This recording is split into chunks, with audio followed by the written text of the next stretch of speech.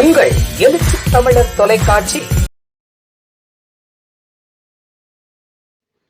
திருச்சியில் மதிமுகவின் முதன்மை செயலாளர் துரை வைகோ பேட்டியளித்தார். மதிமுக சார்பில் தேர்தல் நிதியளிப்பு கூட்டம் திருச்சியில் இன்று நடைபெற்றது. திருச்சி, தஞ்சாவூர், பெரம்பலூர் உள்ளிட்ட மாவட்டங்கள் சார்பில் தேர்தல் நிதி அளிக்கப்பட்டது. அதில் மதிமுக முதன்மை செயலாளர் துரை வைகோ கலந்து கொண்டார். அந்த நிகழ்ச்சிக்கு முன்னதாக செய்தியாளர்களை சந்தித்து பேசிய துரை வைகோ, சட்டமன்றத்தில் தமிழ்நாடு அரசின் உரையை ஆளுநர் படிக்காமல் புறக்கணித்தது தமிழ்நாட்டின் வரலாற்றில் இதுவே முதல் முறை. கூட்டம் தொடங்கும் போதே தேசிய கீதம் பாடவில்லை என கூறுவது முரண்பாடான விஷயம். சட்டசபை மரபின்படி தமிழ்தாய் வாழ்த்துடன் கூட்டம் தொடங்கும். முடியும் போதுதான் தேசிய கீதம் பாடப்படும். கடந்த முறை சட்டசபையில் தேசிய கீதம் வாசிக்கும் முன்பாக ஆளுநர் மதிக்காமல் சென்றார். சென்ற முறை உரையில் காமராஜர், அண்ணா, தந்தை பெரியார், அம்பேத்கர், கலைஞர் பெயரை தவிர்த்துவிட்டு வாசித்தார். அவர்தான் மரபை மீறி நடந்து கொண்டார். தமிழ்நாடு அரசுக்கு இடைஞ்சல் கொடுப்பதுதான் இவரின் வேலையாக இருக்கின்றது. இனி வரக்கூடிய காலங்களில் RSS கொடியேற்றி RSS ஸ்லோகம் வாசிக்க சொன்னாலும் ஆச்சரியம் இல்லை. என் ரவிக்கு ஆளுநருக்கான தகுதி இல்லை. RSS கொள்கை பரப்பு செயலராக இருக்கத்தான் அவருக்கு தகுதி இருக்கின்றது. ஒன்றிய அரசு பாஜக அல்லாத மாநிலங்களில் ஆளுநர்களை கொண்டு இணை அரசை நடத்தி வருகிறார்கள். திமுக கூட்டணியில் தான் நாங்கள் இருக்கின்றோம். கூட்டணியின் சார்பில் தான் போட்டியிடுவோம். மதவாத பாஜக அரசு அகற்றப்பட வேண்டும் என்பதுதான் எங்கள் நோக்கம். திமுக உடனான தொகுதி பங்கீடு பேச்சுவார்த்தை முழு திருப்திகரமாகத்தான் நடந்தது. எங்கள் கட்சியில் ஒரு மக்களவை உறுப்பினரும் ஒரு மாநிலங்களவை உறுப்பினரும் இருக்கிறார்கள். தற்போது கூடுதலாக ஒரு மக்களவைக்கு தொகுதியில் சீட்டு கேட்டு இருக்கின்றோம். திருச்சியில் நான் போட்டியிடுவது குறித்து எங்கள் கூட்டணி தலைமை முடிவெடுக்கும். இந்தியா கூட்டணியில் நிதிஷ்குமார் தவிர மற்ற அனைத்து கட்சியும் ஒற்றுமையாக இருக்கிறார்கள். ஒரு சில மாநிலங்களில் சில கட்சிகள் இடையே முரண்பாடு இருக்கின்றது. ஆனால் குறைந்தபட்ச புத்துணர்வுடன் தேர்தலை சந்திப்பார்கள் என்கின்ற நம்பிக்கை இருக்கின்றது. 400க்கும் மேற்பட்ட இடங்களில் வெற்றி பெறுவோம் என பாஜகவினர் பேசி வருகிறார்கள். அவர்கள் ஓட்டு இயந்திரத்தை முறைகேடாக பயன்படுத்துவார்களோ என்கின்ற சந்தேகம் எழுந்துள்ளது. ஒன்றிய அரசு தேர்தல் வாக்குறுதிகள் எதையும் நிறைவேற்றவில்லை. விலைவாசி உயர்வுக்கு ஒன்றிய அரசுதான் காரணமே தவிர மாநில அரசு அல்ல. மதத்தை வைத்து அவர்கள் அரசியல் செய்வதை மக்கள் புரிந்து கொண்டார்கள். அதனால் பாஜக வெற்றி பெறாது. பாஜகவை வீழ்த்தி இந்தியா கூட்டணி வெற்றி பெறும். தனிப்பட்ட முறையில் தேர்தல் அரசியலில் எனக்கு விருப்பமில்லை. ஆனால் ஒரு அரசியல் கட்சியில் பயணிக்க உரிய நிலையில் தேர்தல் அரசியலில் போட்டியிட வேண்டிய கட்டாயம் இருக்கின்றது. நான் தேர்தலில் போட்டியிடுவேனா என்பது குறித்து கட்சி தலைமை கூட்டணி தலைமை முடிவு செய்யும். கூட்டணி கட்சிகளை உதயசூரியன் சின்னத்தில் நிற்க வைக்க உள்ளதாக தகவல் வருகின்றது என்கின்ற செய்தியாளர் கேள்விக்கு அந்த தகவல் கமலாயத்திலிருந்து வந்திருக்கும். சென்ற தேர்தலில் உதயசூரியன் சின்னத்தில் நிற்க வேண்டிய தேவை இருந்தது. ஆனால் இந்த முறை தனி சின்னத்தில் நிற்க வேண்டும் என்பதுதான் கட்சியினர் விருப்பமாக இருக்கின்றது. திமுகவிடம் அது குறித்து வேண்டுகோள் விடுத்துள்ளோம். கூட்டணி தலைமை நல்ல முடிவெடுப்பார்கள். தனி சின்னத்தில் போட்டியிட அனுமதி தருவார்கள் என்கின்ற முழு நம்பிக்கையோடு இருக்கின்றோம். தமிழ்நாடு சூழல் குறித்து அனைவருக்கும் தெரியும். அதனால்தான் இங்கு அனைத்து இடங்களிலும் போட்டியிடுவோம் என்கின்ற நம்பிக்கை இருக்கின்றது. வட இந்தியாவில் பாஜக வெற்றி பெறும் என்கின்ற கார்த்தி சிதம்பரம் கருத்தில் எனக்கு உடன்பாடு இல்லை. இந்தியா கூட்டணியில் அனைத்து மாநிலத்தைச் சேர்ந்த அரசியல் கட்சிகளும் இருக்கிறார்கள். ஆனால் இந்திய கூட்டணியைச் சேர்ந்தவர்கள் பிரிவினை ஏற்படுத்துகிறார்கள் என பாஜகவினர் பேசி வருகிறார்கள். மதத்தை வைத்து பிரிவினை பேசும் அவர்களின் கருத்துக்களை கடந்துதான் செல்ல வேண்டும் என்றார். அதாவது தமிழ்நாட்டின் வரலாற்றிலேயே அரசின் உரையை ஒரு ஆளுநர் புறக்கணித்ததுங்கிறது இதுதான் முதல் தடவை. அவர் சொன்ன காரணங்கள் என்னன்னா, தேசிய கீதத்தை ஆரம்பத்திலேயே சரி, அந்த கூட்டத்தொடரில் அந்த நிகழ்ச்சி சட்டசபை நிகழ்ச்சி முடிஞ்ச உடனே அதுக்கு தேசிய கீதத்தை பாடணும்னு சொல்லி அதை அவர் சொல்லியிருக்கிறாரு. அவர் அன்றைக்கி ஆளுநர் உரைக்கு முன்னாடி அந்த தேசிய கீதத்தை அவங்க வாசிக்கலாம், அந்த காரணத்தினால அவர் புறக்கணிக்கிறான்னு சொல்லி போயிருக்கிறாரு. அது ஒரு முரண்பாடான ஒரு விஷயம் அவர் சொன்னது ஆளுநர் பொறுத்த வரைக்கும். ஏன்னா சட்டசபையுடைய மரபு என்னென்னா, அந்த ஆளுநர் உரைக்கு முன்னாடி அந்த நிகழ்ச்சியுடைய முதல் பகுதி என்னென்னா நம்முடைய தமிழ்தாய் வாழ்த்து, அதை பாடிட்டு அதுக்கப்புறம் ஆளுநர் உரை நிகழ்ச்சி முடிஞ்சதுக்கப்புறம் தேசிய கீதம். இதுதான் சட்டசபையுடைய மரபு. ஆனால் அவர் புதுசாக என்ன சொல்லியிருக்கிறாருன்னா, இந்த மாதிரி செய்யணும், முதலையும் பாடணும், முடிஞ்ச பிறகு தேசிய கீதத்தை பாடணும்னு சொல்லியிருக்கிறார். அவர்கிட்ட ஒன்றே நான் கேட்குறேன். நான் சென்ற முறை இதே மாதிரி தேசிய கீதம் வாசிச்சுட்டு இருக்கும்போது இதே ஆளுநர் மதிக்காமல் அவர் வெளிநடப்பு செஞ்சார். உங்களுக்கு எல்லாருக்கும் தெரியும், தேசிய கீதம் வாசிக்கும் போது நம்ம இந்தியர்கள் ஒவ்வொருத்தருடைய கடமை என்னன்னா எந்திரிச்சு நின்று அதுக்குண்டான மரியாதையை நம்ம செலுத்துறோம். அதை முதல்ல அவர் செய்யல போன தடவை. அதுவும் இல்லாமல் சென்ற முறை தயாரிக்கப்பட்ட அந்த ஆளுநர் உரையில் குறிப்பிடப்பட்ட பெயர்கள், முக்கியமான பெயர்கள், நம்முடைய கர்ம வீரர் ஐயா காமராஜர், நம்மளுடைய இந்திய போராட்ட விடுதலைக்காக போராடியவர், நம்முடைய தமிழ்நாட்டின் முன்னாள் முதலமைச்சர், அவர் பேர், தந்தை பெரியார் பேர், நம்ம இந்திய அரசியல் சாசனத்தை கொண்டு வந்த அண்ணல் அம்பேத்கருடைய பேர், பேரறிஞர் அண்ணாவுடைய பேர், நம்முடைய டாக்டர் கலைஞருடைய பேர், இந்த பேர்கள் எல்லாம் தவிர்த்துட்டு அவர் வாசித்தார். அது அது எந்த இதில் அவர் சொல்லியிருக்காருன்னு தெரியலன்னு எனக்கு. இன்னொன்று முக்கியமான விஷயம் என்னென்னா, அவர் தொடர்ந்து தமிழ்நாடு அரசுக்கு ஒரு மக்கள் நல திட்டங்களை செயல்படுத்துறதுல என்னென்ன எவ்வளோ தூரம் இடைஞ்சல் கொடுக்க முடியுமோ அதுதான் அவருடைய செயல்பாடாக இருக்குது. நான் இன்னொன்று சொல்கிறேன், அடுத்து என்ன சொல்லுவார்னா, எனக்கு என்ன சந்தேகம் இருக்குன்னா, அவர் செயல்படுறதெல்லாம் பார்த்தீங்கன்னா அடுத்து இன்னொரு புதுசாக ஒன்று சொல்லுவார். என்ன சொல்லுவார்னா, நீங்கள் ஆர்எஸ்எஸ் கொடி இருக்கு இல்லையா, அதை கொடியை ஏற்றிட்டு அந்த ஆர்எஸ்எஸ் ஸ்லோகம் இருக்கு இல்லையா, அதை வாசிக்க சொன்னாலும் ஆச்சரியப்படுறதில்லை. அவர் ஆளுநரை பொறுத்த வரைக்கும் ஒரு தமிழ்நாட்டுடைய ஆளுநராக செயல்படுறதுக்குன்னா எந்தவித தகுதியும் கிடையாது. அவருக்கு என்ன தகுதி இருக்குன்னா, ஆர்எஸ்எஸ் உடைய பிரச்சார கொள்கை பரப்பு செயலராக அவர் இருக்கலாம். அவர் ஒரு ஆளுநராக இருக்கிற அடிப்படை தகுதிகளோடு அவர் எல்லாத்தையும் இழந்துட்டார். அவர் வேற கொஸ்டின்ஸ் ஆளுநர் தமிழக அரசுடைய செயல்பாடுகளுக்கு முட்டுக்கட்ட போராட்டம் நிறைய மசோதா பிரச்சனை தொடர்ந்து இருக்கு. அதுக்கு என்ன முடிவு பண்ணிருக்கீங்க, அதுக்கு என்ன செய்யணும்? அதாவது இந்திய அரசியல் சாசன சட்டத்தின்படி ஒரு ஆளுநருடைய கடமை என்னன்னா, மக்களால் தேர்ந்தெடுக்கப்பட்ட ஒரு அரசு, அந்த அரசு நிறைவேற்றும் மக்கள் நல திட்ட பணிகளுக்கு உறுதுணையாக இருக்க வேண்டியது ஆளுநருடைய இது. அவர் எந்த விதத்திலையும் எதுக்கும் அவர் அவருக்கு மாற்று கருத்து இருந்தாலுமே கருத்தை சொல்லணுமே தவிர எந்த சட்டசபையில் நிறைவேற்றப்படும் மசோதாக்களுக்கு அவர் நிராகரிக்க முடியாது. ஆனால் நீங்கள் தொடர்ந்து பார்த்துட்டு இருக்கீங்க, கிட்டத்தட்ட இந்த கடந்த 33 மாதங்களாக தொடர்ந்து அவருடைய செயல்பாடுகள் பொறுத்த வரைக்கும் இந்த அரசாங்கம் செயல்படாத மாதிரி, அவர் ஒரு பாஜகவுக்கு ஒரு பேரலல் கவர்மெண்ட் மாதிரி மாநில அரசு இங்கே மாத்திரம் கிடையாது, தமிழ்நாடு மாத்திரம் கிடையாது, இந்தியா முழுவதும் பாஜக அல்லாது பிற எதிர்க்கட்சிகள் ஆளுகின்ற மாநிலங்களை பொறுத்த வரைக்கும் இப்படி ஒரு ஆளுநரை வச்சு, இந்த ஆளுநரை வச்சு ஒரு பேரலல் கவர்மெண்ட்டை தான் இன்னைக்கு நடத்திட்டு இருக்கிறாங்க. உங்களுக்கு நிதியை பொறுத்த வரைக்கும் எந்த நிதியும் கொடுக்கறது கிடையாது.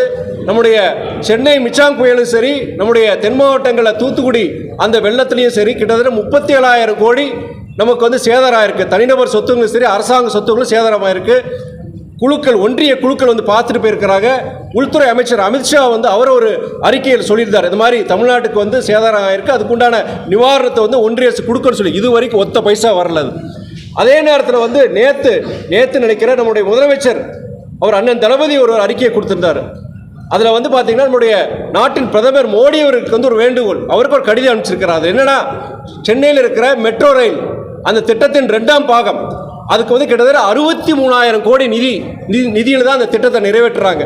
ஆனால் இதுவரைக்கும் அந்த திட்டம் பொறுத்த வரைக்கும் 2019 ஒன்றிய அரசுடைய ஒப்புதலுக்காக அதை அனுப்பிச்சிருந்தாங்க. அதுக்கப்புறம் நிதி ஒப்புதல்களை பொறுத்த வரைக்கும் நீங்கள் ஜப்பான் இன்டர்நேஷனல் கோஆபரேட்டிவ் ஏஜென்சி சரி, ஏஷியன் டெவலப்மெண்ட் பேங்க் சரி, இந்த மாதிரி நிதி நிறுவனங்களுடைய ஒப்புதலையும் பெற்றிருக்கிறாங்க. ஆனால் ஒன்றிய அரசுடைய cabinet committee on economic affairs அவங்களுடைய ஒப்புதல் வந்தால் தான் ஒன்றிய அரசுடைய நிதி அவங்களுடைய பங்களிப்பை கொடுக்க முடியும். ஆனால் கிட்டத்தட்ட 4 வருஷம் ஆயிடுச்சுங்க, இது வரைக்கும் அதுலேயும் ஒத்த பைசா கொடுக்கல. ஆனால் திட்டம் நடந்துட்டு தான் இருக்குது. நீங்கள் சென்னையில் பார்த்தீங்கன்னா அந்த சென்னை மெட்ரோ ரயிலுடைய செகண்ட் ஃபேஸ் அது நடந்துட்டு தான் இருக்குது, வேலைகள் நடந்துட்டு இருக்கு. எந்த நிதியை வச்சு நடத்துகிறாங்கன்னா, மாநில அரசோட நிதியை வச்சு நடத்திட்டு இருக்காங்க. ஒன்றிய அரசு செலுத்த வேண்டிய நிதி கொடுக்காதனால ஏற்கனவே மாநில அரசுக்கு பல நிதி பிரச்சனை இருக்கு. இருந்த போதிலும் இந்த சிக்கல்லையும் மாநில அரசு தான் அந்த நிதியை பண்ணிட்டு இருக்க. இதனால கடுமையான ஒரு நிதி நெருக்கடி பல்வேறு இதில் இருக்கு. எந்த இதையும் அங்கே செய்ய முடியல. சரி, நிதி வரல, கடன் வாங்கலாமான்னு நினைச்சாங்கன்னா அதுக்கும் அந்த மாநில அரசு கடன் வாங்குறதுக்கும் பார்த்தீங்கன்னா பல தடைகளை ஒன்றிய அரசு செஞ்சுட்டு இருக்கிறாங்க. இந்த மாதிரி எல்லா விஷயத்திலையும் ஆளுநர் மூலியமா இடைஞ்சல் கொடுக்கறது, நிதி பிரச்சனைகள் கொடுக்கறது, இந்த மாதிரி கொடுக்கும்போது தமிழ்நாடு மாத்திரம் கிடையாதுங்க, பக்கத்தில் இருக்க கேரளா, நீங்கள் பஞ்சாபு, டெல்லி, மேற்கு வங்காளம், எங்கெங்கெல்லாம் பாஜக இல்லையோ இதே மாதிரி தான், சேம் மாடல் தான். இதே மாதிரி ஆளுநர்களுக்கு அவங்க சொல்லி அனுப்புகிறாங்க, இந்த டுட்டோரியல்ஸ் மாதிரி இந்த மாதிரி செயல்படுங்க சொல்லிட்டு. இங்கே பக்கத்தில் இருக்க கேரளா ஆளுநர் என்ன சொல்கிறாரோ செய்கிறாரோ அதே மாதிரி தான் நம்முடைய தமிழ்நாடு ஆளுநர் செஞ்சுட்டு இருக்கிறார். ஆட்சிக்கு வராமல் அதே நீங்கள் அதிமுக கூட்டணியில் உறுதியாக இருக்கீங்களா? இருந்தீங்கன்னா நீங்கள் வந்து எவ்வளோ சீட்டு கேட்குறீங்க? உங்களோட பேச்சுவார்த்தை இந்தியா கூட்டணியை பொறுத்த வரைக்கும் மதிமுக நாங்கள் என்றைக்கே பல தடவை சொல்லிட்டுறாங்க, இந்த கூட்டணி தொடர்கின்றது, தொடரும். எங்களுடைய ஒரே குறிக்கோள் மதவாத பாஜக அரசு இந்தியாவிலிருந்து அகற்றப்பட வேண்டும். அதுதான் எங்களோட ஒரே குறிக்கோள். கூட்டணியை பொறுத்த வரைக்கும் எங்கள் எண்ணிக்கையை சொல்லியிருக்கோம். உங்களை யாருக்கும் சொல்லியிருக்கிறோம். நாங்கள் யாருக்கும் சென்ற முறை ஒரு லோக்சபாவோ ஒரு ராஜ்யசபா சீட்டு கொடுத்துருந்தாங்க. இந்த முறை கூடுதலாக ஒரு லோக்சபா சீட் கேட்டிருக்கோம். ஆனால் என்னென்னா நாங்கள் பேச்சுவார்த்தைக்கு போயிருந்தாங்க, எங்கள் குழு போயிருந்தாங்க. அந்த எந்தவித நெருடலும் இல்லாமல் நல்ல ஒரு கௌரவத்தோடு நடத்தினாங்க. எங்களுக்கு முழு ஒரு திருப்தியோடு தான் இருந்தது அந்த கூட்டம். அடுத்த ஒரு வாரத்திலே 10 நாட்களை பொறுத்த எத்தனை சீட்டுக்கு உறுதியாகும். எங்களோட கூட்டணி தலைமையை பொறுத்த வரைக்கும் நம்மளுடைய முதலமைச்சர் அண்ணன் தளபதி மேலே எங்களுக்கு முழுமையான நம்பிக்கை இருக்குது. அதனால் சுமூகமாக தான் போயிட்டு இருக்கு, சுமூகமாக தான் முடியுங்கிற நம்பிக்கை எங்களுக்கு இருக்குது. அதான் நான் சொன்னேன், ஏற்கனவே நாங்கள் ஒரு லோக்சபா ராஜ்யசபா இருக்குது, கூடுதலாக ஒரு லோக்சபா கேட்டிருக்கோம்.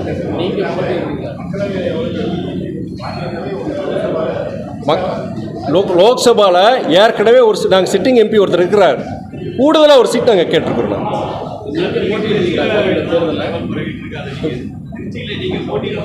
அதாவது இயக்க தோழர்களுடைய விருப்பம். ஆனால் அதை முடிவெடுக்க வேண்டியது எங்களுடைய கூட்டணி தலைமை, நம்முடைய முதலமைச்சர் அண்ணன் தளபதி அவர் தான் இறுதி முடிவெடுப்பார். இந்தியா கூட்டணியில் உள்ள கட்சிகள்லாம் அப்படியே விலகிட்டே இருக்காங்க. பொதுநி பங்குகளில் உடன்பாடு இப்போ மல்லிகார்ஜுன கார்கே கூட சொல்லியிருக்காரு, சரியாக எங்களுக்கு சீட்டு கிடைக்கலன்னா நாங்கள் தனியாக நிற்போம் அப்படிங்கிற மாதிரி. எல்லாருமே அப்படி ஒரு திரும்பி போகிறோம். இல்லை, அது அப்படின்னா ஊடகங்கள் சொல்கிறாங்க. ஏன்னா பீகாருடைய முதலமைச்சர் நிதிஷ்குமார் பொறுத்த வரைக்கும் அவர் ஏற்கனவே பல குழப்பத்தை பண்ணிட்டு இருந்தார். கூட்டணியில் இருக்கும்போதே அவர் திடீர்னு ஒரு அறிக்கையை கொடுத்துட்டு திடீர்னு அவர் வெளியே போனார். அவர் ஒருத்தர் தவிர மற்றபடி எல்லாரும் இருக்கிறாங்க. சில மாநிலங்களை பொறுத்த வரைக்கும் அங்கே லோக்கல் அண்டர்ஸ்டாண்டிங் இல்லை. உதாரணம் பார்த்தீங்கன்னா டெல்லியில் போய் அங்கே நம்ம காங்கிரஸும் அங்கே ஆம் ஆத்மி ஒரே கூட்டணியில் இருப்பாங்கிற சந்தேகம் தான். ஆனால் ஒரு மினிமம் ஒரு குறைந்தபட்ச ஒரு புரிந்துணர்வுடன் இந்த தேர்தல் எல்லாமே இந்த கூட்டணியில் இருக்க அத்தனை பேரும் ஒரு இருப்பாங்கங்கிற நம்பிக்கை எங்களுக்கு இருக்குது. தேர்தல் குறித்த கருத்து கணிப்பெல்லாம் வந்துட்டே இருக்கு. அதில் திமுக கூட்டணியில் அதிக அளவு வெற்றி பெற்றிருக்காங்க. அதே நேரத்தில் ஒரு வித்தியாசமான ஒரு கணிப்பு என்ன இருக்குன்னா 20% பாஜக ஓட்டு வாங்கணும் அப்படின்னு சொல்லியிருக்காங்க. அதை எப்படி பார்க்குறீங்க? இது நான் ஒரு நல்ல கேள்வி. நீங்கள் தமிழ்நாட்டில் பாஜக 20% இந்த வர தேர்தலில் வாங்கன்னு சொல்கிறாங்க சில பேர். வேற பாஜக தான், அவங்க தலைவர் தான் சொல்கிறாங்க. இந்திய அளவில் எந்தவித முக்கியமான ஊடகங்களும் யாரும் இது வரைக்கும் ஒப்பீனியன் போல் நடத்தலை, எந்த கருத்து கணிப்பும் நடத்தலை. ஆனால் பாஜகவுடைய தலைவர்கள் என்ன சொல்கிறாங்கன்னா, ஆல் இண்டியா லெவலில் நாங்கள் 400+ சீட்ஸ், 400க்கும் மேற்பட்ட சீட்டில் நாங்கள் ஜெயிப்போம்னு சொல்லியிருக்கிறாங்க. அதாவது இதெல்லாம் யூஸ்வலாக என்ன சொல்லுவாங்க, உங்களை மாதிரி ஊடகங்கள் முக்கியமான அவங்க ஒரு ஒப்பீனியன் போல் நடத்தி அதை வச்சு அவங்க சொல்லுவாங்க. ஆனால் யாருமே இது சொல்லாத பட்சத்தில் நம்ம பிரதம மந்திரி மோடி உட்பட 400க்கு மேலே நாங்கள் ஜெயிப்போம்னு சொல்லியிருக்கிறார். எனக்கு என்ன சந்தேகம் வருதுன்னா, அந்த இவிஎம் மிஷின்ஸ் இருக்குது பார்த்தீங்களா, எலக்ட்ரானிக் ஓட்டிங் மிஷின்ஸு, அதில் யாருக்கையும் ஒரு குற்றச்சாட்டு இருக்குது, சந்தேகங்கள் இருக்குது. ஹேக்கிங் மாதிரி பண்ணிடுவாங்க, அந்த மின்னணு வாக்குப்பதிவு இயந்திரத்தை கையகப்படுத்தி ஊடுருவி அந்த இருக்கிற தரவுகள், உதாரணம் ஒரு காங்கிரஸுக்கோ ஒரு எதிர்கட்சிக்கு உள்ள ஓட்டை அப்படியே அவங்க மாற்றிடலாம், அந்த சாஃப்ட்வேர் இருக்குது, அது மாதிரி பண்ணலாம். அது மாதிரி குற்றச்சாட்டு இருக்குது. நீங்கள் எந்தவித ஒப்பீனியன் போல நடத்தாமல் செய்யாமல் நீங்கள் 400 சீட்டு மேலே ஜெயிச்சிருவோம், தமிழ்நாட்டில் நாங்கள் 20% வாக்கு வங்கியை நாங்கள் இந்த இடம் நாங்கள் பெற்றுவோம் கிடைச்சிரும் சொல்கிறது எனக்கு என்னமோ அது அந்த சொல்கிற அந்த இவிஎம் ஹேக்கிங் உண்மையாக கூட எனக்கு சந்தேகம் வருது. இப்போ அதாவது மக்களை நம்பி கிடையாது, அந்த இவிஎம் எலக்ட்ரானிக் ஓட்டிங் மிஷின்ஸில் ஏதாவது பண்ணிடுவாங்க, அதன் மேலே இருக்கிற நம்பிக்கையில் அவங்க சொல்கிறாங்கன்னு எனக்கு சந்தேகம் வருது. எனக்கு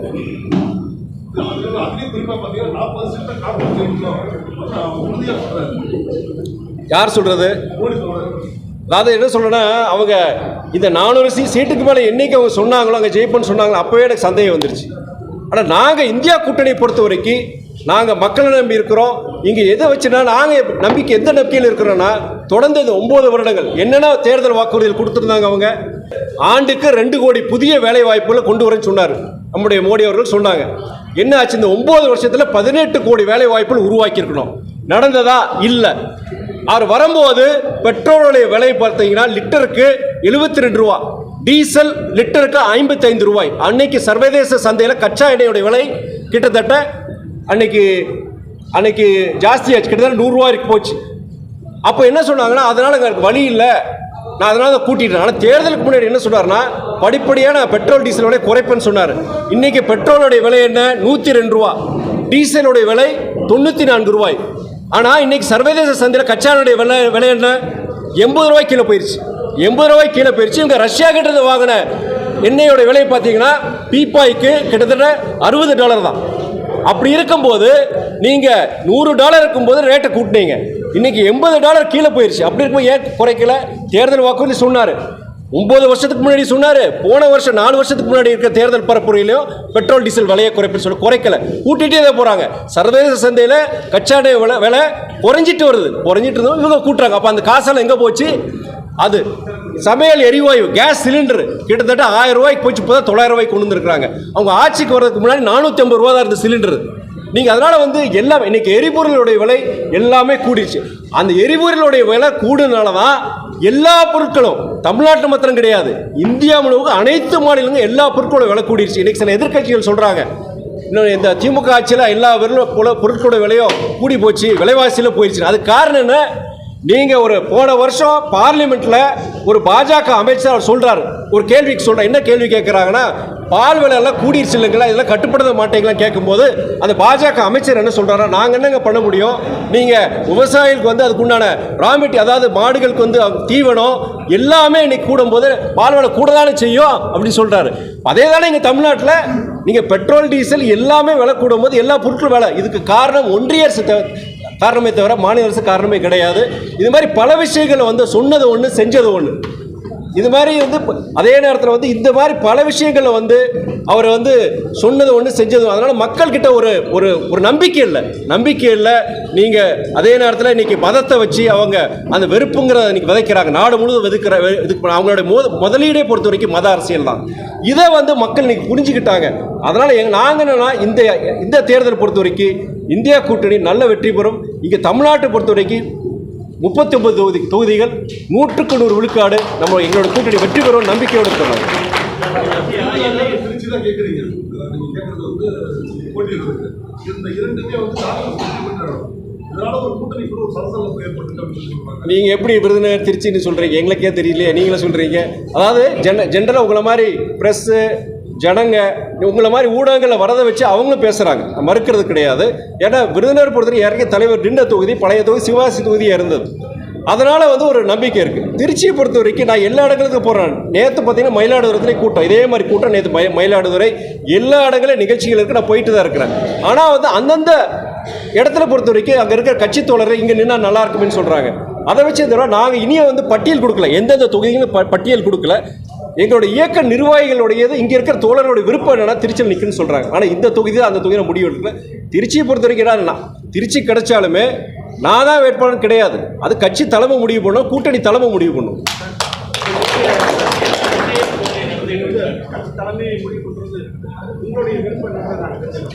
என்னுடைய தனிப்பட்ட விருப்பம் நான் பல இடம் சொல்லியிருக்கிறேன். நான் தேர்தல் இந்த எலக்ட்ரல் பாலிடிக்ஸ் மேலே as an individual I am not interested தான் சொல்லுவேன். நான் தனிப்பட்ட முறையில் என்னுடைய பர்சனல் சாய்ஸ் இது. பட் நான் ஒரு அரசியல் இயக்கத்தில் இருக்கும்போது எனக்கு பிடிக்குதோ பிடிக்கலையோ எங்களுடைய இயக்க தோழர்கள் நிர்வாகிகள் தலைமைக்கு நான் கட்டுப்பட்டு தான் ஆகணும். இது ஒரு ஃபேன்சி டாக் கிடையாதுங்க, நான் மனசில் இருக்கிற பேசுகிறேன். நான் ஏன்னா சில காரணங்கள்னால எனக்கு எலக்ட்ரல் பாலிடிக்ஸ் பிடிக்கல. எனக்கு அதில் இருக்கிற பிரச்சனைகள் இதெல்லாம் சிலது பார்த்தீங்கன்னா நான் விரிவாக பேச வேண்டியது இருக்கும். ஆனால் கட்சியோடைய முடிவு தேர்தல் அரசியலை தவிர்த்துட்டு ஒரு அரசியல் இயக்கத்தில் ஒரு தலைவராக யாரும் இயங்க முடியாது. அது அப்படி பார்க்கும்போது எனக்கு சில என்ன சொல்கிறேன்னு தெரியல, ஒரு நிர்பந்தங்கள் இருக்குது. அதை வச்சு அன்னைக்கு இயக்க தலைமை என்ன முடிவு எடுக்க அதை வச்சு பார்த்துட்டு அதிமுக உள்ளிட்ட மற்ற கட்சிகள் உதயசூரிய சின்னத்தில் போட்டியிட வைக்கிறோம் அப்படின்னு அந்த தகவல் கமலாலயத்திலிருந்து வந்திருக்கும் உங்களுக்கு. அதாவது சென்ற முறை அது ஒரு காரணம் இருந்தது. என்னன்னா, நீங்கள் தேர்தல் குறுகிய நாட்கள் தான் இருந்தது. அந்த குறுகிய நாட்களில் ஒரு புது சின்னத்தை நீங்கள் போய் ஜனங்கிட்ட போய் சேர்க்க முடியாதுங்கிற காரணத்தினால அந்த கட்சிக்கு மாத்திரம் கிடையாது, அந்த கூட்டணிக்கே அந்த ஒரு சீட்டு நம்ம தோத்தானோ அந்த கட்சிக்கு மாத்திரம் கிடையாது, கூட்டணிக்கு ஒரு இழப்புங்கிற காரணத்துக்காண்டி தான் எங்கள் மற்ற சில கட்சிகளை பொறுத்த வரைக்கும் அங்கே நிற்க சொன்னாங்க. எங்களுக்கு பொறுத்த வரைக்கும் பம்பர சின்னம் இல்லை. அப்பன்னைக்கு பம்பர சின்னத்தை நாங்கள் இழந்துட்டோம். பம்பர சின்னம் இருந்தால் கூட ஒரு வாய்ப்பு இருந்திருக்கலாம். புதுசாக ஒரு சின்னத்தை நீங்கள் எடுத்து நீங்கள் பண்ண கஷ்டமாக இருக்குன்னு சொல்லிட்டு அதில் வந்து எங்கள் தோழருக்கு பொறுத்து விருப்பம் கிடையாது, எங்கள் நிர்வாகிகளுக்கு அது விருப்பம் கிடையாது. இருந்த போதிலும் ஒரு ஒரு ஒரு காமன் ஒரு அண்டர்ஸ்டாண்ட் இது இல்லைனாலும் நாங்கள் இன்றைக்கி ஒத்துக்கிட்டோம். பட் இன்றைக்கி என்னென்னா சில பிரச்சனை இருக்குது, சட்ட ரீதியாக சில பிரச்சனை இருக்குது. ஒரு விவாத பொருளாகி போச்சு.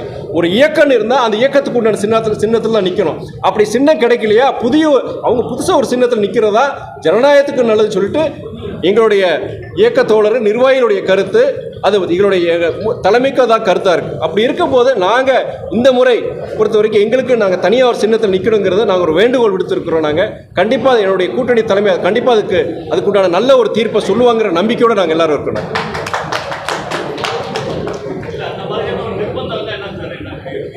நிர்பந்தமா அதான் யூகங்களுக்கு நம்ம சொல்ல முடியாது இல்லையா, யூகங்களுக்கு சொல்ல முடியாது. நிர்பந்தம் கண்டிப்பாக பண்ண மாட்டாங்க. ஏன்னா வந்து திராவிட இயக்கங்கள் முக்கியமான கோரிக்கைகளில் சமத்துவம் கூட்டணியிலே இருக்கணும். அப்படி இருக்கும்பொழுது நம்மளோட முதலமைச்சர் எங்களுடைய கூட்டணி தலைமை கண்டிப்பாக அந்த மாதிரி ஒரு முடிவு எடுக்க மாட்டாங்க. நாங்கள் முழு நம்பிக்கையோடு இருக்கோம். நம்பிக்கையோடு இருக்கும்போது எதுக்கு நம்ம நெகட்டிவாக எதுக்கு யோசிக்கிறோம்? மத்திய அரசு வந்து மாநில அரசு தரக்கூடிய நிதியை வந்து சரியா அவங்க என்ன சொல்றாங்கன்னா, நாங்க வந்து இவ்வளவு நிதி கொடுத்துருக்கோம், கடந்த காங்கிரஸ் ஆட்சியில் வந்து 38% வந்து 48% கடந்த முறை எச்ராஜாலாம் போய் கதையெல்லாம் கட்டமைக்கிறாங்க. அதாவது சென்ற முறை அதாவது காங்கிரஸ் ஆட்சியில் இவ்வளோ கொடுத்தாங்க, நாங்கள் அதோட ஜாஸ்தி செய்கிறோம்னு சொல்கிறது நான் வந்து அதில் உடன்பாடு கிடையாது. ஏன்னா அப்படி அவங்க சரியாக செய்யலைன்னா அப்போ நாங்கள் செய்கிறது சரிங்கிற சொல்ல முடியாது. அவங்க கம்மியாக நிதி கொடுத்தாங்க, நாங்கள் அதோட ஜாஸ்தி கொடுக்குறோன்னா அது அந்த கருத்து நான் உண்மையை நான் அந்த டேட்டாக்குள்ள நான் போகல. நான் காங்கிரஸ் எவ்வளோ கொடுத்தா எனக்கு தெரியவும் தெரியாது. ஆனால் இவங்களை பொறுத்த வரைக்கும் நீங்கள் எந்த ஸ்கீமை சென்ட்ரல் கவர்மெண்ட் ஸ்கீம்ஸ் இருக்கட்டும், மோடியோட வீடு திட்டம்னு சொல்கிறாங்க, கிராம மோடி வீடு திட்டம்னு சொல்கிறாங்க. இந்த அதிலே பொறுத்த வரைக்கும் 50 விழுக்காடு ஒன்றிய அரசு கொடுக்கணும், 50 விழுக்காடு மாநில அரசு கொடுக்கணும். நான் கேள்விப்பட்ட வரைக்கும் 2,40,000 சொல்கிறாங்க. அதில் வந்து 50 விழுக்காடு 1,20,000 ஒன்றிய அரசு கொடுக்கணும். அந்த நிதியை பொறுத்த வரைக்கும் கொடுக்காமல் இருக்கிறாங்க. அப்படி இருக்கும்போது மாநில அரசு பொறுத்த வரைக்கும் அதையுமே மாநில அரசு தான் பண்ணிட்டு ஏன்னா ஒரு நாளைக்கு ரீஇம்பர்ஸ்மெண்ட் வாங்கிடலாங்கிற மாதிரி செயல்படுறாங்க. அதான் மெட்ரோ ரயிலே சொல்கிறேன் நான், 63,000 கோடிங்க அதில் ஒன்றிய அரசோட பங்கு நீயும் கொடுக்கல. கிட்டத்தட்ட 4 இயர்ஸ் மேலே ஆயிடுச்சு. அதுக்கு உண்டான ஒப்புதல் கொடுக்கல. ஒப்புதல் கொடுத்தாதான் அந்த ஃபண்டிங் வரும். ஆனால் அந்த அந்த அந்த மெட்ரோ ரயில் நீங்கள் பார்த்துருப்பீங்க, சென்னையில் வேலை நடந்துட்டு ஃபாஸ்ட்டாக நடந்துட்டு தான் இருக்குது. அந்த திட்டத்துக்கு வந்து அதை நிறைவேற்றல ஒரு காலதாமதம் ஆயிடக்கூடாதுன்னு சொல்லிட்டு மாநில அரசு அவங்க சென்ட்ரல் கவர்மெண்ட்டுடைய ஃபண்ட்ஸை வந்து இவங்களே கொடுத்தா பண்ணிட்டு இருக்காங்க. எல்லாத்திலையும் அப்படிதாங்க. நீங்கள் சென்ட்ரல் கவர்மெண்ட்டுடைய எல்லா திட்டங்கள், மக்கள் நல திட்டங்கள் எல்லாத்திலையுமே அவங்க கொடுக்க வேண்டிய நிதியை கொடுக்காதனால அந்த திட்டங்களும் காலதாமதம் ஆகுது. ரெண்டாவது பொறுத்த வரைக்கும் சில இடங்களில் மாநில அரசு அந்த திட்டத்துக்கு உண்டான ரூபாயை கொடுக்குது. நீங்கள் எய்ம்ஸ் எடுத்துக்கோங்க, எய்ம்ஸ் பொறுத்த வரைக்கும் கிட்டத்தட்ட 15 எய்ம்ஸ் கொண்டு வந்துட்டாங்க சொல்கிறாங்க. ஆனால் தமிழ்நாட்டில் உங்களுக்கே தெரியும், மதுரையில் அதுக்குள்ள நிதி ஒதுக்கலையே அவங்க. இது வரைக்கும் நிதி அவங்க கிடையாது. அதாவது ஜப்பான் இன்டர்நேஷனல் கோஆப்ரேஷன் ஏஜென்சி தான் சொல்கிறாங்க, அது அவங்க தான் அதுக்கு நிதி கொடுக்கணும்னு. இந்தியாவில் இருக்க அத்தனை எய்ம்ஸுக்கும் பொறுத்த வரைக்கும் சென்ட்ரல் கவர்மெண்ட் ஃபண்டிங் இருக்குது. ஏன் மதுரைக்கு மாத்திரம் ஏன் அவங்க பண்ணாமல் நீங்கள் ஜப்பான் இன்டர்நேஷனல் கோஆப்ரேட்டிவ் ஏஜென்சி மூலிமா அதை வாங்கணும்னு சொல்கிறாங்க? அதே தப்பு தானே நான் சொல்கிறது. ஏன் தமிழ்நாடு மாத்திரம் விதிவிலக்கு அதுக்கு? தமிழ்நாட்டில் கடந்த சட்டமன்றத்தில் வந்து திமுக தான் ஜெயிச்சிச்சு, அது பாஜகவுக்கு எதிர்கட்சி தான். இப்போ தெலுங்கானா கூட காங்கிரஸ் ஜெயிச்சாங்க. அப்போ ஜெயிக்கிறப்போ வந்து இவிஎம் வர சொல்லாமல் தோக்குறப்போ நான் வந்து எந்தவித கருத்து கணிப்பு இல்லாமல் உங்களை மாதிரி ஊடகங்கள் பொதுவாக கருத்து கணிப்பு நடத்துவாங்க. கிட்டத்தட்ட ஒரு 4-5 பேர் சொல்லுவாங்க, முக்கியமானவங்க சொல்லுவாங்க. கிட்டத்தட்ட ப்ளஸ் ஆர் மைனஸ் ஒரு 10% டிஃபரன்ஸ் இருக்கும். அப்போ வந்து நம்ம அதை வச்சு நம்ம எல்லாம் ஜனங்க பேசுவோம், அரசியல் கட்சிகளும் பேசுவாங்க, இவங்க ஜெயிக்கிறதுக்கு வாய்ப்பு இருக்குட.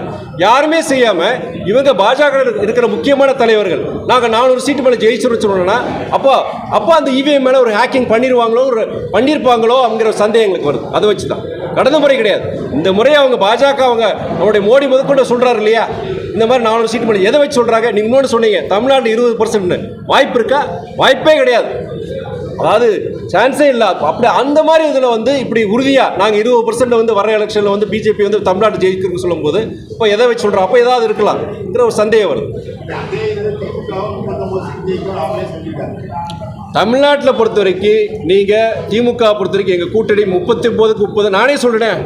திமுக விட்டுருக்கேன், நானே இங்கே சொல்கிறேன். நான் நம்பிக்கையில் சொல்கிறேன். நாங்கள் எந்த நம்பிக்கைன்னு நீங்கள் இருக்கிறீங்கடா? இல்லை உடைய சொல்கிறாரு. தமிழ்நாட்டில் நானும் நீங்கள் இங்கே இருக்கிறோங்க, என்ன சூழ்நிலை உங்களுக்கு தெரியும். அப்பார்ட் ஃப்ரம் பாலிடிக்ஸ் நீங்கள் இன்றைக்கி கள நிலவரம் என்னன்னு தெரியும், மக்கள் என்ன பேசிக்கிறாங்க. சரி, நார்த்தில் வேறங்க, தமிழ்நாட்டு என்னன்னு உங்களுக்கு தெரியும். அந்த நம்பிக்கையில் நான் சொல்கிறேன். நான் இதே நம்பிக்கை தானே அவங்க வச்சிருப்பாங்க. அப்ப அந்த நம்பிக்கை அடிப்படையில் அதை வந்து சாத்தியமே கிடையாது. ஊடக நண்பர் உங்களுக்கு எல்லாருக்கும் தெரியும். நீங்கள் சொல்லலாம் வெற்றி வாய்ப்பு இருக்குன்னு சொல்லலாம். நான் ஒரு சீட்டுக்கு மேலே ஜெயிக்கிறது வாய்ப்பு கிடையாது. அப்படி நான் ஜெயிக்குன்னு சொல்லும்போது சந்தேகங்களை உருவாக்கும். இந்த கார்த்திக் சிதம்பரம் கூட வட இந்தியாவில் வந்து பிஜேபி வந்து அதிகமான சீட் ஜெயிக்கும், ஆனால் தென் தமிழகத்தில் தென் இந்தியாவில் வாய்ப்பு இல்லை அவரே சொன்னார். நண்பர் கார்த்திக் சிதம்பரம் பொறுத்த வரைக்கும் அவர் சொல்கிறதுல வேத வாக்கு கிடையாது. அவர் சொன்னது எனக்கு உடன்பாடு கிடையாது. சார், மாநிலங்களுக்கான நிதி கேட்டு சித்தராமையா பினராயி விஜயன் டெல்லியில் போராட்டம் நடத்துறாங்க. அந்த போராட்டத்தை பற்றி எச் ராஜா கருத்து சொல்லும்போது அவங்க பிரிவினை ஏற்றுக்கிறாங்க அப்படிங்கிற மாதிரியான கருத்து சொல்லியிருக்காங்க. அதாவது அவங்க சொன்ன கருத்து என்னன்னா, நார்த் சவுத் டிவைடு, வட மாநிலங்கள் தென் மாநிலங்கள் சொல்லிட்டு புதுசாக ஒரு குழப்பத்தை வந்து இந்தியா கூட்டணியில் இருக்க தலைவர்கள் உருவாக்குறாங்கன்னு சொல்கிறாங்க. நான் ஒன்று கேட்குறேன். இந்தியா கூட்டணியில் இருக்கிற நம்முடைய ஃபரூக் அப்துல்லா அவர் காஷ்மீரை சார்ந்தவர். கெஜ்ரிவால் பொறுத்த வரைக்கும் டெல்லியை சார்ந்தவர். நம்முடைய முதலமைச்சர் அண்ணன் தளபதியை பொறுத்த வரைக்கும் தமிழ்நாட்டை சார்ந்தவர். பக்கத்தில் இருக்க கேரளா பினராயி விஜயன் அவர் எங்கே இருக்கிறவர், கர்நாடகா. எல்லா இந்தியாவில் இருக்க அத்தனை மாநில தலைவர்களும் இதில் சேர்ந்திருக்காங்க இந்தியா கூட்டணி. இதில் வடக்கு தெற்குங்கிற இதே கிடையாது. இது அவங்க மதத்தை வச்சு இது பிரிவினை பேசுகிறாங்க. புதுசாக வந்து இது ஒரு குற்றச்சாட்டு. நம்ம கடந்து தான் போகணும். இந்த சேனல் மக்களுக்காக செயல்படுகிறது என்று நீங்கள் நம்பினால், வாய்ப்பிருந்தால் எங்களுக்கு முடிந்த உதவியை செய்யுங்கள்.